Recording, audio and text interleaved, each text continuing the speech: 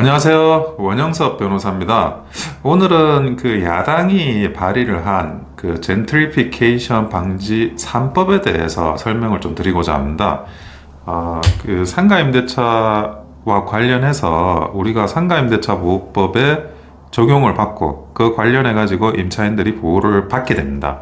그런데 상가임대차 보호법의 적용 기준은 그러니까 아주 그 고가의 임대차는 제외시켜 놓고 있어요.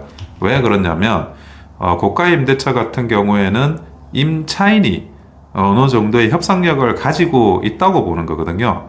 그래서 그런 부분에 대한 보호까지는 사실은 상가임대차가 상가임대차 보호법이라는 특별법으로 보호되는 영역에 포함시키지는 않아요. 그게 서울시 같은 경우 환산보증금 9억 원, 이 9억 원이 넘어가게 되면 민법상의 임대차가 적용이 되는 거고요.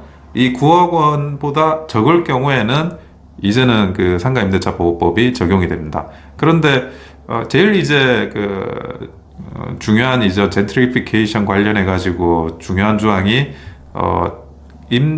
임차료를 증액시킬 수 있는 조항이죠.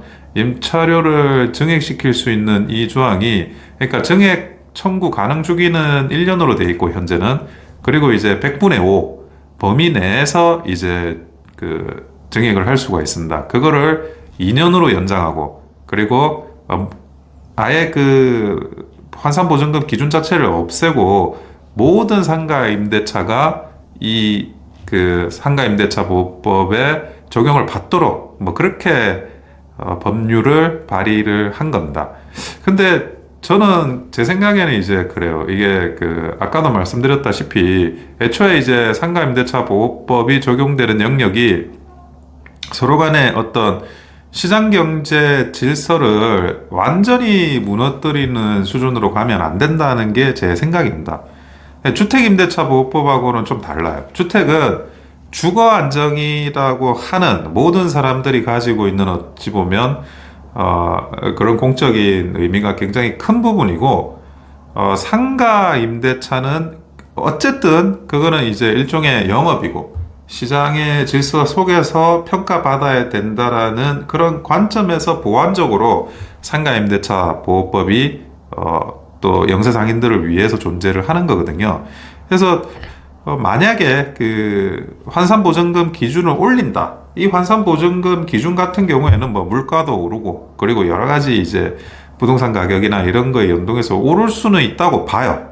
그래가지고 점점 더 이제 금액적인 기준 금액을 어느 정도 증액해가지고 설정하는 건 가능한데 그게 아니라 아예 그러면 그 환산보증금 기준을 아예 없앤다? 어떤 그 비싼 임대차, 차임이 굉장히 고액인 그런 임대차도 이 상가 임대차 보호법으로 보호를 한다?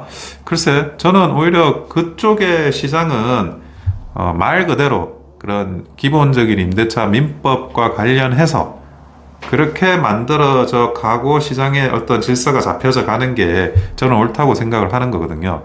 그래서 지금의 환산보증금 기준 서울의 9억 이거는 좀 높이는 게 또 필요할 수 있다고 생각이 듭니다. 하지만 자꾸 그 시장에 강하게 어떤 공적인 명분을 삼아 가지고 개입을 하는 게 결국에는 이 시장에 있는 참여자들한테 궁극적으로 피해가 갈 가능성이 굉장히 높아집니다. 물론 명분을 내세우는 사람들은 그 명분을 가지고 뭐 자기가 마치 선한 사람인 것처럼 할 수는 있어도 이 시장이라는 건 생태계적인 특징이 있고 그 생태계적인 특징이라는 게 어느 하나의 요소가 돌발적으로 그 시장에서 기능이 제대로 이루어지지 못할 경우 다른 주체들한테 예상치 못한 파급 효과를 주게 되는 거거든요. 그래서 제가 볼 때는 이거를 근원적으로 시장의 기능을 근원적으로 막는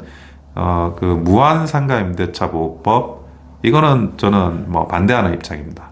그래서 상가 임대차나 이런 쪽으로 계속 이제 이런 시장 질서를 무너뜨리는 그런 입법이 많이 발의될 것 같아요. 그런데 이것이 궁극적으로 임차인한테도 그리고 임대인한테도 모두에게 불이익한 영향이 갈 수 있다라는 점을 분명히 밝힙니다.